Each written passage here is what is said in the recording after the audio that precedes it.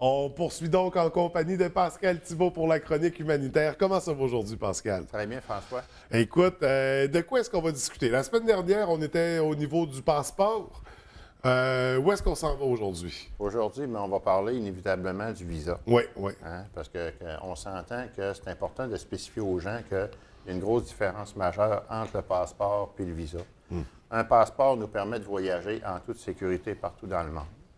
Sauf qu'un visa, lui, il nous permet d'entrer dans un pays spécifique en Afrique pour une durée limitée. Je tiens à mentionner aussi qu'il y a 28 pays en Afrique où on exige le visa obligatoirement. Oui, oui. Les gens disent, oui, mais pourquoi on demande un visa? Il y a deux raisons majeures.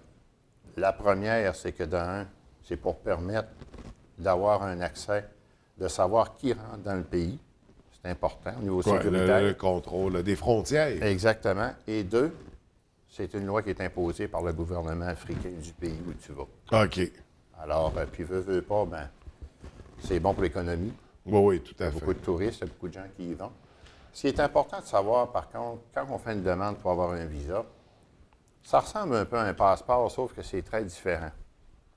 Pour faire la demande de visa, tu dois avoir une lettre d'invitation où tu t'en vas au Cameroun. Ça te prend un certificat d'hébergement. Parce qu'on s'entend, tu arrives d'un pays de 19 400 000 habitants, il faut que tu saches où tu t'en vas quand tu es là.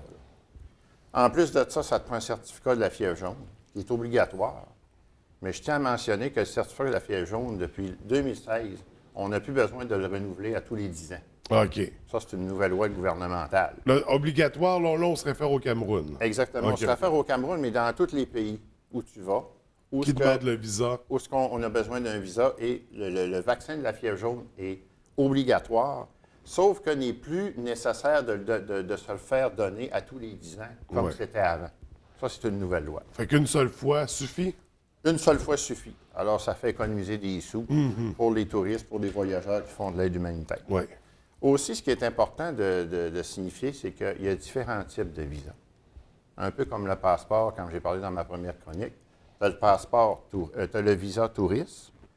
Tu as le visa aussi pour travailleurs, pour faire le travail. Tu as aussi un visa pour les personnes qui veulent faire des stages.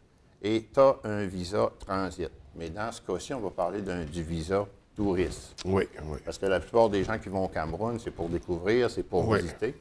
Puis quand on fait un voyage humanitaire, c'est ça, c'est un visa touriste, on est là en tant que touriste. Exactement. Et puis, il y a deux classifications. Ça, ils vont te donner touriste ou business à faire. Moi, ils me donnent toujours business à faire parce que je travaille avec les enfants, je travaille avec les orphelins sur place. Sauf que ce qui est important de mentionner, c'est que le visa, il faut quand même prévoir un certain délai. Parce que ça prend 21 jours pour avoir ton visa. OK. Fait qu'il faut que tu t'organises pour un petit synchroniser ton temps. Un petit peu plus long que le passeport. Exactement, exactement. Et le visa, on le demande au Haut Commissariat du Cameroun qui est situé à Ottawa. OK? Un visa qui est de 3 mois va coûter 120 $. Un visa de 6 mois va coûter 240 $. OK.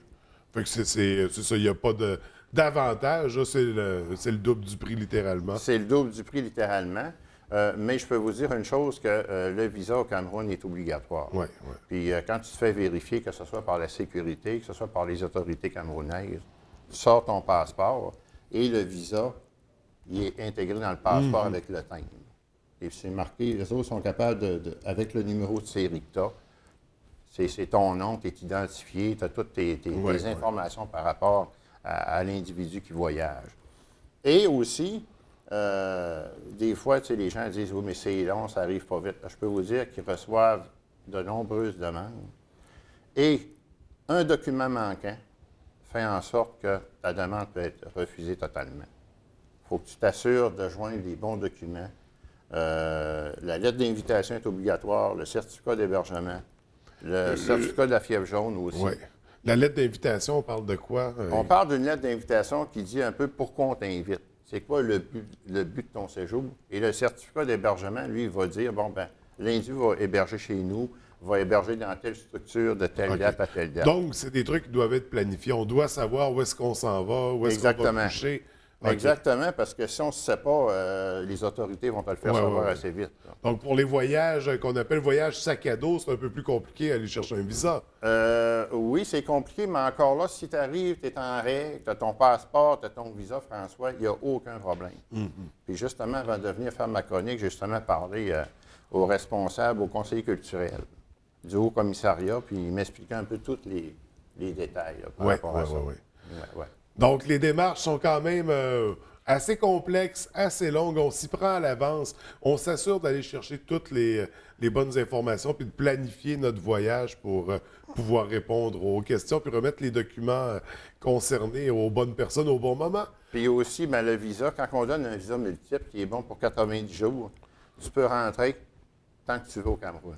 OK. Parce que ton visa, il est multiple. Pendant 90 jours. Quand tu as 20 jours, Tu mettons rentres, que tu tu vas au sors. Cameroun un mois, tu vas y retourner après 3 semaines, ton visa est valide, tu y retournes, tu n'as pas besoin de redemander un autre OK. visa parce qu'il est multiple.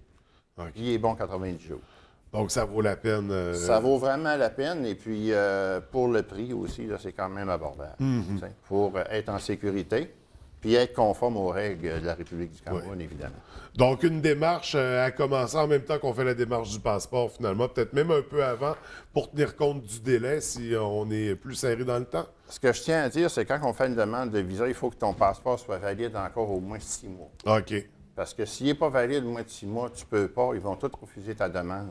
Il y a quand même des règles spécifiques, mais les gens, s'ils veulent avoir plus d'informations, ils se rendent directement au Haut-Commissariat de la République du Cameroun. Ils remplissent le formulaire directement en ligne. Après, ils l'impriment.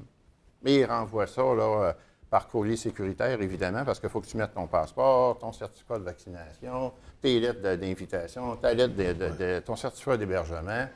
Et aussi, ça prend une preuve bancaire pour savoir, parce que c'est pas eux autres qui vont te Non, c'est ça, soutenir ils veulent financièrement. pas. C'est ça, exactement. C'est toi qui dois te soutenir en cas de gravité. Et c'est tout à fait normal, quand on visite un autre pays, de s'assurer qu'on ait les fonds pour le faire. Exactement. Et là, je voulais savoir, quand on fait la demande de visa, à partir du moment où on reçoit le visa, Oui. admettons pour 90 jours, est-ce que les 90 jours commencent à la réception ou ça peut être pour un mois plus tard, par exemple? Les 90 jours vont commencer à partir du moment que la date est écrite sur ton billet. Tu pars, mettons, le 20 février. OK.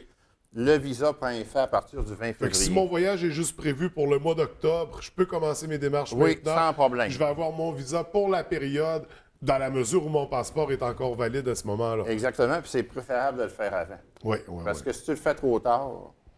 Avec les délais, il y a un risque. Oui, il y a un risque, puis je peux te dire une chose, que dans le temps des fêtes, genre novembre, décembre, janvier, février, là, c'est Ouais. assez intense, ils ont de l'ouvrage. Ouais, puis il suffit qu'il y ait une petite erreur de rien du tout, puis c'est 21 jours d'attente de plus, parce qu'il faut tout Exactement. recommencer. Exactement. Il faut tout recommencer le processus, puis je peux te dire une chose, c'est vraiment pas agréable. Donc, un Vraiment. voyage humanitaire, de toute façon, ça s'organise pas comme ça avec le camp des doigts. Mais ça c'est- demande de la planification, ça demande du temps. Beaucoup. On fait ça sérieusement parce qu'on va aider des gens, on va pas là pour s'amuser. Non, c'est sûr et certain que les gens qui veulent s'amuser choisissent une autre destination. Oui, là, c'est ça. parce qu'il y a d'autres choses. il y a des endroits tout conçus pour Exactement. ça. Ce Mais que je tiens à préciser aussi, c'est qu'au Haut-Commissariat, eux autres sont ouverts le matin de 9h à 3h30 l'après-midi. Pour les gens qui veulent de l'information, 613-236-1522 pour rejoindre le secrétariat du Haut-Commissariat. ouais. Et là, Pascal, en terminant, et ça va être comme ça à partir de toutes nos prochaines chroniques. Aujourd'hui. À partir d'aujourd'hui, il y a un spectacle bénéfice qui s'en vient avec Oui. Cynthia Harvey pour Oui. le groupe d'entraide Les Yeux du Cœur. Oui, qui va avoir lieu le 16 juin 2017. Ouais. Cette année, ça va être sous la présidence d'honneur de Sylvie Godreau, Oui, que vous connaissez bien. qu'on connaît très bien. Donc, de la Et municipalité. aujourd'hui, ben, comme tu avais dit lors de notre première chronique, on va mettre ça un peu plus compliqué. Hein? On va essayer ça. Parce qu'en fait, on va faire tirer une paire de billets à chacune de nos rencontres. Exactement. OK, là, une première paire de billets que je tiens Exactement. entre les mains. Et là, ça suit ça. Ça sera pas facile comme d'habitude d'appeler puis gagner. Parce que là, on veut mettre la barre un peu plus haut. Il faut les mériter, ces billets-là. Il faut que ça soit pédagogique. Faut que ça soit pédagogique. Donc, comment tu nous suggères de procéder, Pascal? Écoutez, aujourd'hui, là, la première personne qui va nous appeler, OK, qui va nous dire le nom et prénom du président de la République du Cameroun actuellement, va gagner la paire de billets pour le spectacle des bénéfices de Cynthia Harvey. Et soyez sûrs d'une chose, nous autres, on a la réponse. Ouais. Donc, vous appelez au 544-0403. Dès maintenant, vous nommez le nom, le prénom du président de la République du Cameroun. C'est pas facile, ça demande une recherche, là. Faut On fouiller connaît un pas peu. ça par cœur. Faut fouiller un peu. Donc, le président de la République du Cameroun, nom, prénom, vous appelez au 544-0403. Le premier avec la bonne réponse, on lui remet cette paire de billets. Et là, on me fait signe qu'il faut remettre la feuille avec la bonne information, Pascal. Oui. Alors, on va conclure ça, puis on va... Je voulais dire aussi que la prochaine chronique va être exclusivement le 6 mars prochain. Oui, oui. Et cette fois-ci, on va parler du billet d'avion. Alors, on se voit le 6 mars. Merci beaucoup, Pascal. Merci. Bye-bye.